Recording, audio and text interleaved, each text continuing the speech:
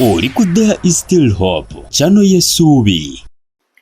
Kale amakya malungi tukulamusa ku yonna gy'osinzira okutulabira gwali mu ggwanga Uganda ate naawali emitala amayanja.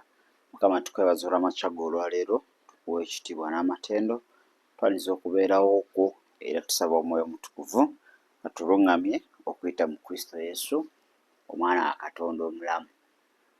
Amiina era amiina ddala. Kakati ye bubuddeko twalaba obutambi bwa Pastor Wilson Bugembe ng'ali mu konsati ya Kalu.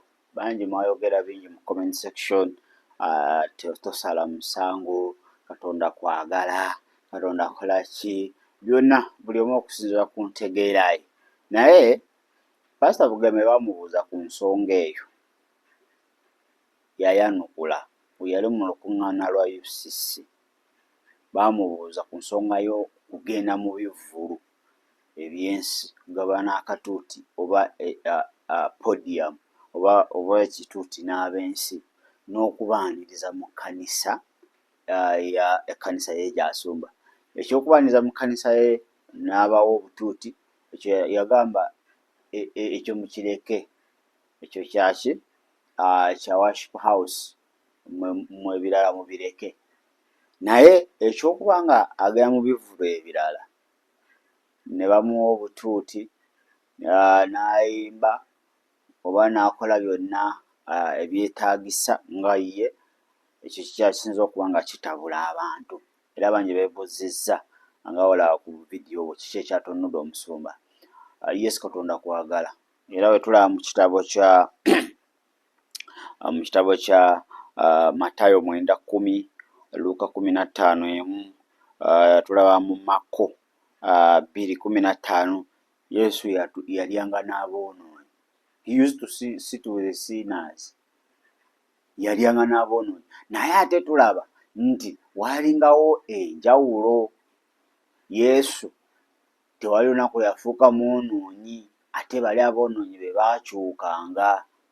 Abantu kye beebuuza nti Yesu kyakola kirungi naye nga tetulaba results. Ate tutongera kulaba nga ate ye afuuse bo. Tandise osala ebimemeya, tandise okwambala damagi, ebitaaliwo. So omusumba yabazzeemu mwenna, yabaddamu lwakuba bali temunnawuliriza butambi obwo oba wali tofunanga chance kawuliriza. N'ekyo ekibuuzo kye weebuuza lwaki agenda mu bivvulu by'ensi baakimubuuza ku UCC omugezi Ssenfuma era yabaddamu. Kati gwe atawulirizanga kankuwa akatambi ako olabe Pastor Bugembe kye yaddamu nga bamubuuzizza lwaki agenda mu bivvulu ebyo. Mu ddakiika zijja kuba 14 kawa obudde kawanvuko okawulirize ate tweyongereyo.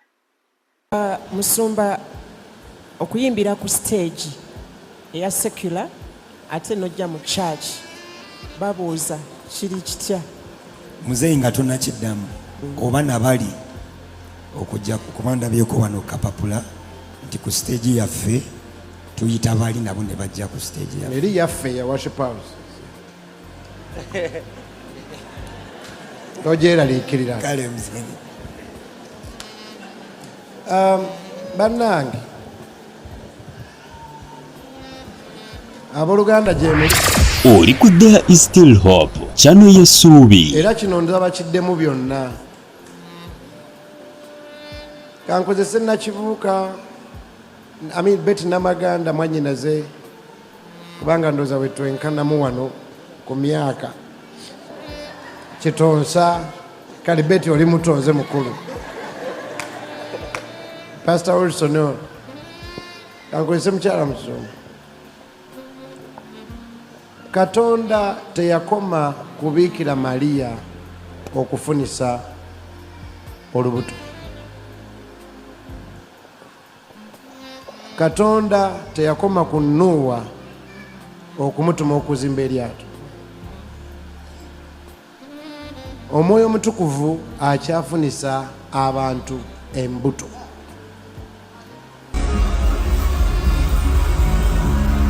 Naye teriyo lubuto lwe baali bafunidde mu lujjudde.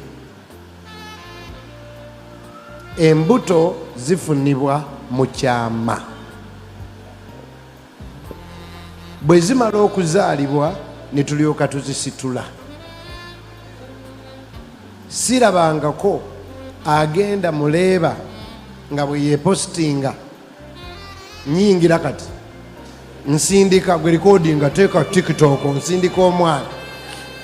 It is a private affair. Ffenna abatudde wano bwe ngattamu Pastor Serwadda, ne ngattamu Pastor Serumaga, ne ngattamu Pastor Kayanja, ne ngattamu Pastor Kiganda, ne ngattamu Pastor Senyonga, ne ngattamu Pastor Gary Skinner, ne ngattamu, I can tell you none of those started what they do here after inquiring from people. Ebibala bye tufunye mu church ezo, ebibala bye tufunye Beti Namaganda wera mawulire, yani oyo ye Namaganda, yani oyo ye Kitonzi, yani oyo ye Serumaga, yani oyo mwaliwa nga Katonda amuyita. Ffe tubala bibala. Katonda akyayogera n'abantu ebintu ebitategeerekeka nga tebijja kukola sense mu matuugo. Ky'otategedde tokivuma, kisabire. Oli ku There is Still Hope, channel y'essuubi. Ennyonta Katonda yagigaba. Ky'owulira ky'oyagala okukola ku mutima gwo, ono abadde sleepless, tayinza kuwummula paka ng'azadde olukuŋŋaana lw'abayimbi. N'akuba amasimu, ono wa Kingdom, yandibadde tamuyita, yandibadde lwaki ojja wano, ffe tuli ba Inamani. Kitegeeza muwadde olubuto nga ne bw'oba okola ku Inamani obuuza n'aba Kingdom bajja. You will not understand it because it is a private affair. She's pregnant. Nsaba eno yebeerebeera last question yange.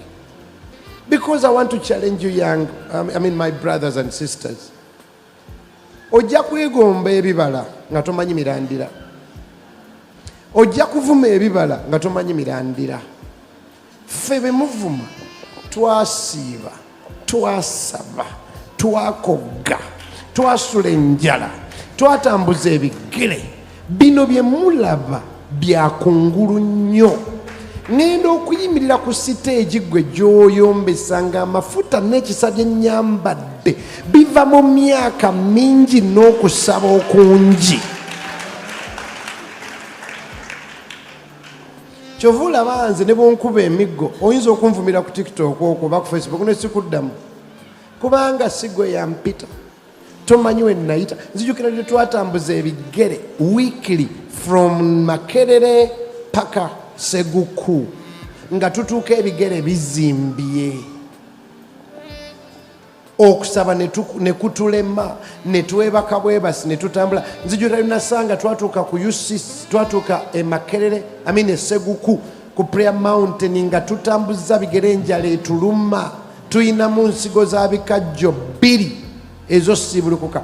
Ngenda okulaba linga Pastor Stephen Senfuma atadde wali akakeeka netaala ku Prayer Mountain nga yakamalayo weeks 3 talya tanywa. Kyova olaba ne bwe yafa kye yatandika tekyafa. Kati mmwe abayimbi b'ennaku zino si mwenna mutunuulira ebyambalo bya Eseza ng'agenda okuwangira olubiri, okuwangula omutima gwa kabaka, ne mutamanya nti yamala ennaku 3 nga tannayambala. Kakati gwe otunuulira engoye, haleluya, n'ogamba Esther ng'anyumye asinza abawala. Ku ngoye za Esther kwaliyo ennaku 3 ez'okusiiba. Kyolaba bano bannamaganda balina ennyimba ezitafa. Oluyimba ne lukuba emyezi 6 ne lufa. Namaganda najja n'agamba nali ntambula mu kkubo, bajjawo ennyimba ezitafa. Mukyali nange. Kyobulaba ezaffe zifa mu myezi 2-3 ne zifa. Namaganda najja n'akuyitako, Nakibuka n'akuyitako. Mukama wange, mu kusaba n'okusiiba gye tujja bye tukola. Mwebale nnyo obugalo obunkiina. We are not, that's why a comment of an enemy that has risen yesterday cannot uproot some things.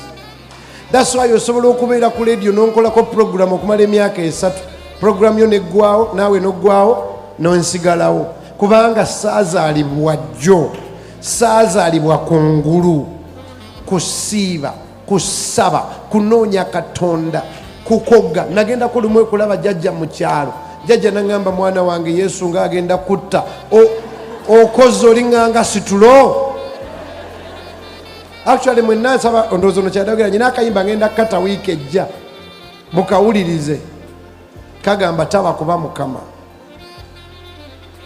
Kakati golowooza nti nga sinagenda mu studio nga sinaleeta lima, twayimba ennyimba ne bazisuula, twagenda ku stage ne batugoba.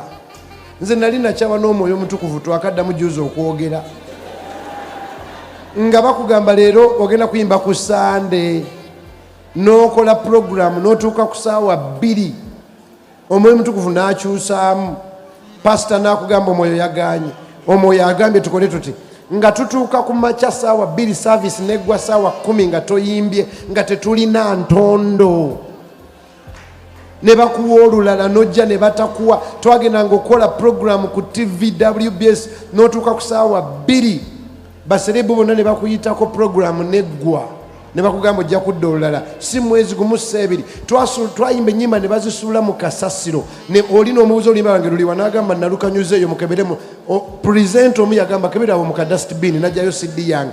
Ze baasuula mu kasasiro, Katonda ye yazijjayo mu maanyi g'okusaba n'okusiiba. Kale nno bannange nja kwogera nammwe kubanga mbaagala nnyo, nnyinza okusula wano munsonyiwe empisa embi okujja nga mpapa abaganda bange mbawe ekitiibwa mwenna, naye nyina abagole bafumbiddwa wange mu nju, bagole ne ku kyaki emigogo 5 ewaffe ku kyaki. Kati nyina okugendayo yonna nga mpuuba nga pasita, naye tetwatandika na mbaga, twatandika na lumbe, twatandika na kuziika. Bwe mba wabalekera ekigambo kimu nsobola okutwala olemba nnyonnyola bannange, ate lwaki wayimba ne gundi, lwaki wagenda gundi, lwaki wagenda ku kivulu kya gundi, nsobola kikunnyonnyola paka enkyera n'ovaawo ng'onyiize. Naye nze ngamba nyina byenkola nga saabijja mu mukono gwa Mwana wa Muntu. Era ekyo olw'okuba nakibikkulirwa, sirina gwe neetondera, sirina gwe neenenyeza, sirina gwe nvuma. Eddoboozi eryantuma lyokka, era ekisa kyakyo bwe kiriggwawo era siriddayo. Naye ng'akyaŋŋamba gwe ne bw'onanvumira omwaka. Actually nyina n'ekyama kanki basomesa abayimbi, munnange nze nyina ekyama, ndwawo nnyo okuwulira bye mwogera. Era juzi natula n'omuntu ku Serena ne bagamba oyo bulijjo akuvuma ku Facebook, konze ate obudde tunyumya ffenna. Njagala mpulire ye agamba ki, eyampita agamba ki. Oyo kasita ŋŋamba go, I will go. Kale mbasaba mwenna mutusabire,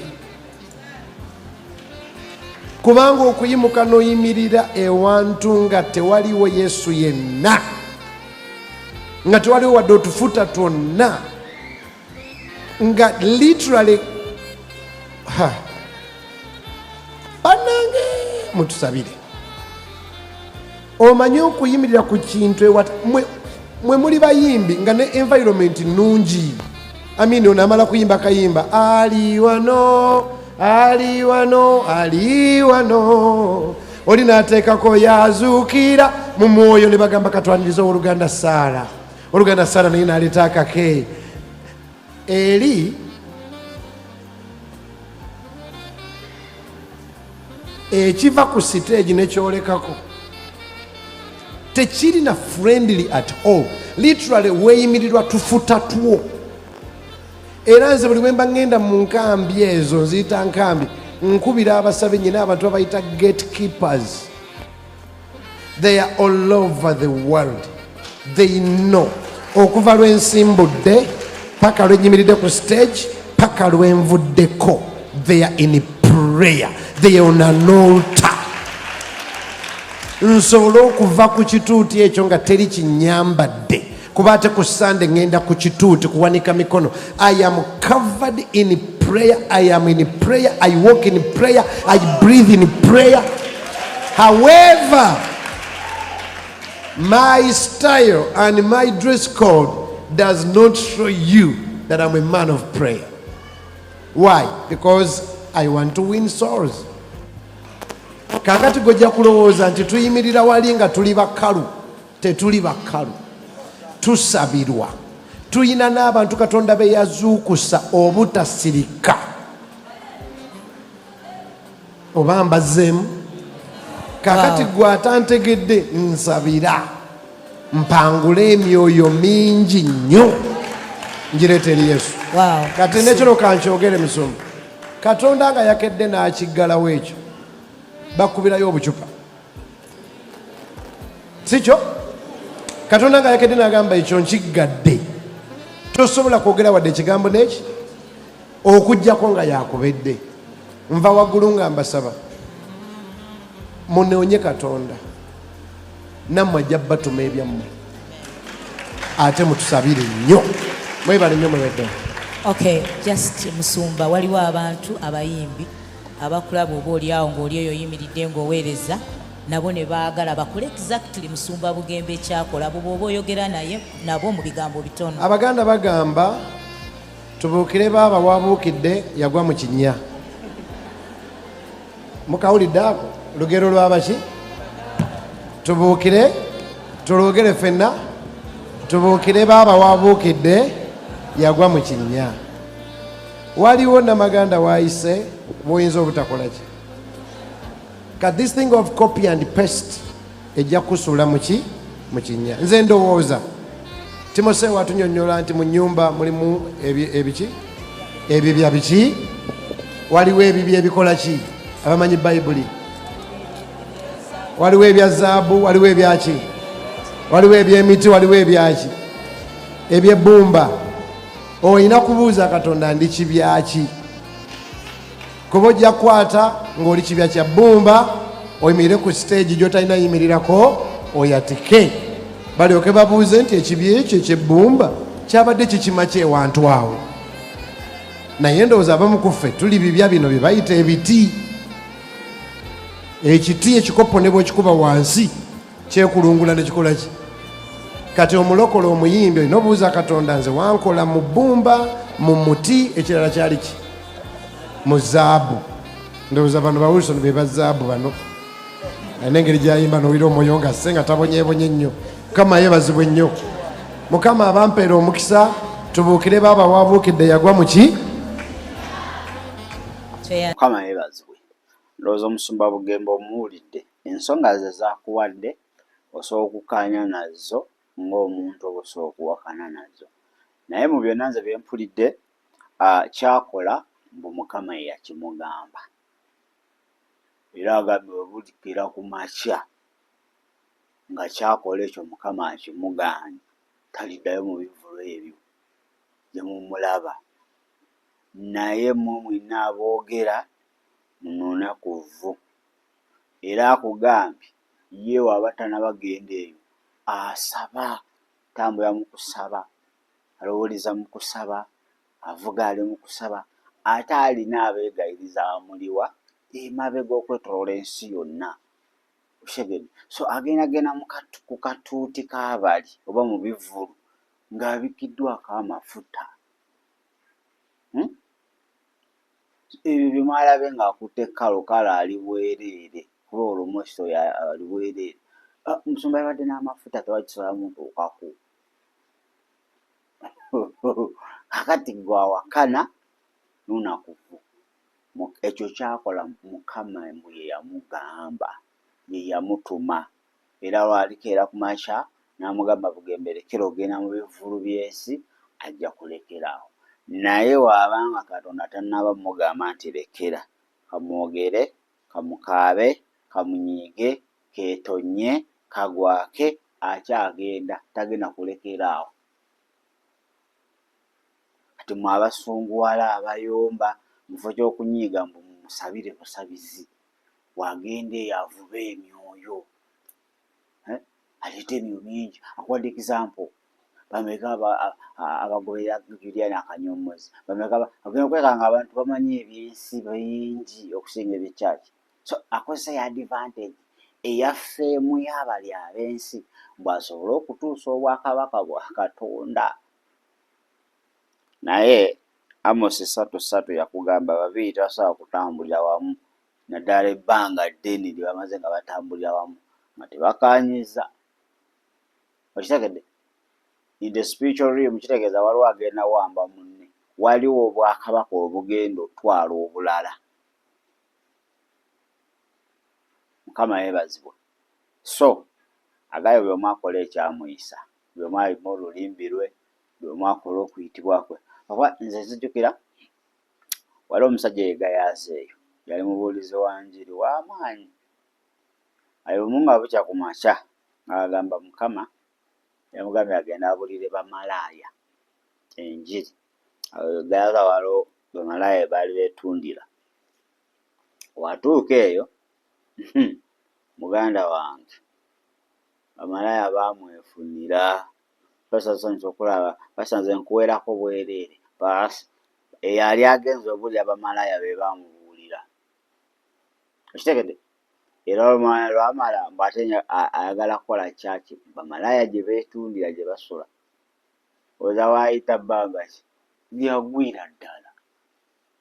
Okitegedde? Yagwira ddala. So Mukama asobola okuwa special assignments, kisobokera ddala. Niba naye olina ozikozesa n'amagezi ga Bwakatonda. Olina ozikozesa n'amagezi. N'ezo special assignments z'abugembe z'akola. Oba tolina mwoyo wa Katonda n'amagezi, b'ogenza okukolamu mission be bakukolamu mission. Ogenda okutuuka ekiseera nga oli bo. Nga bo tebalina kalagako wadde nti bakyuse. Naye ng'ate gw'olaga otandise okuba nga wafaanana mpola. Kuba abantu bagamba oba oyagala okukwata omubbi era okozesa mubbi, kakati olina obbafaanana. Kati omala obbafaanana oba bafiitingamu, bawe oba osobola obbabuulira. Muganda wange, waliwo ebintu ebimu nga totawa nabbi watuswayi, kubanga bigenda kuleka ng'oŋŋaŋŋala. Bijja kuleka falaawe okuva w'obadde. So Musumba Bugembe bw'atyo bw'abagambye. Era mwe mwenna abakyayomba ebyo bye mukyalaba bituuza. Waliwo ebisingako awo ebigenda okujja, ebivulu akyabigendamu kubanga Mukama yamutumayo. Okitegeera? Mukama yamugamba genda mu bivulu ebyo eby'ensi, kati mwe muyombera bwereere. Mu kifo ky'okuyomba musabire busabizi. Okitegedde? Ebyokuleeta abayimbi katuuti aku worship house, akatuuti ka worship house, akati gwe kiba tekikusanyusa tokiwabudde kubanga si katuutiko, si kakyakiyo gy'osabira, lwaki okalingiriza. Ye bamuyita Musumba Wilson Bugembe. Ensonga ezo zirumya abalokole bangi emitwe. Ayi bannaayi, newankubadde pasita nti ezo enyiga kasita oziraga okwagala, ne weba eri bwereere n'ekuyita gwegenda tomanya. Okitegeera? Annaayi simanyi. Comment section yanyoose ku vidiyo eyo, nange ne mmatira. Naye nsumba twongere omusabira nga wagambye.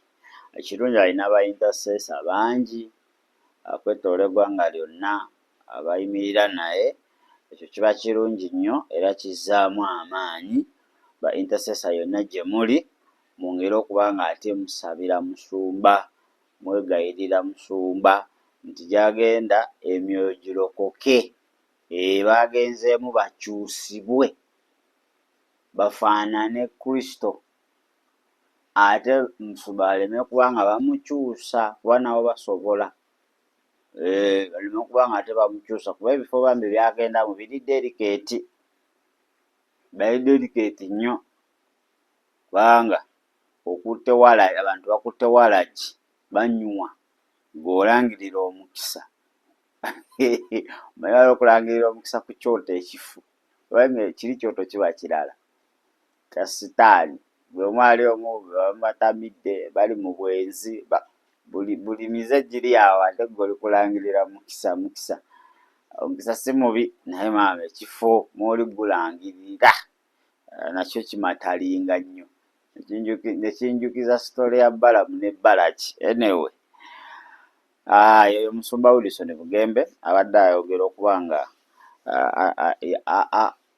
ayongera okuttaanya ensonga ezirumya abakkiriza bangi omutwe ez'okuba nga buli lukya ayongera okuba nga ate mbu akola ebibeesittaza nga bo abamu okuba nga agera mu bifo bitatuukagana na mutindo nga omwana akatono ddala nga paasita.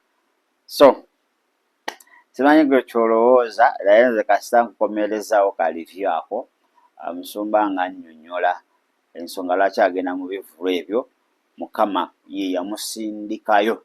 Gwe osobola okulaba ssaawa zino naye nga tomanyi ekintu ekyo nti akikoleredde ebbanga ddene ku maviivi kwatava abamusabira batayawukana nabo era ab'ensi ab'ebivvulu bo bakyali butoola malusu nadde okuoli tasobola kuba nga alekeraawo kuba gwe omugamba nti lekeraawo genda mu bivvulu by'ensi si gwe wamutuma bw'alina yamutuma atannaba mugamba nti togenda kati who are you, what are you, who are you? Wama Yesu muwa obulamu bwo obeera omulokozi abeera omulokozi era mukama waabwo. Gamba Yesu nkwebaza olw'amakya amalungi gano nkuwa obulamu bwange obeera omulokozi era mukama waabwo nsaasira obutali butuukirivu bwange onaze n'omusaayi gw'ontukuze okuyita mu Kristo Yesu omwana wa Katonda omulamu. Amiina era amiina ddala. Kaneetolemu katono nnyo enkomawo bingi bye tugenda okuba nga ate twogerako amakya amalungi.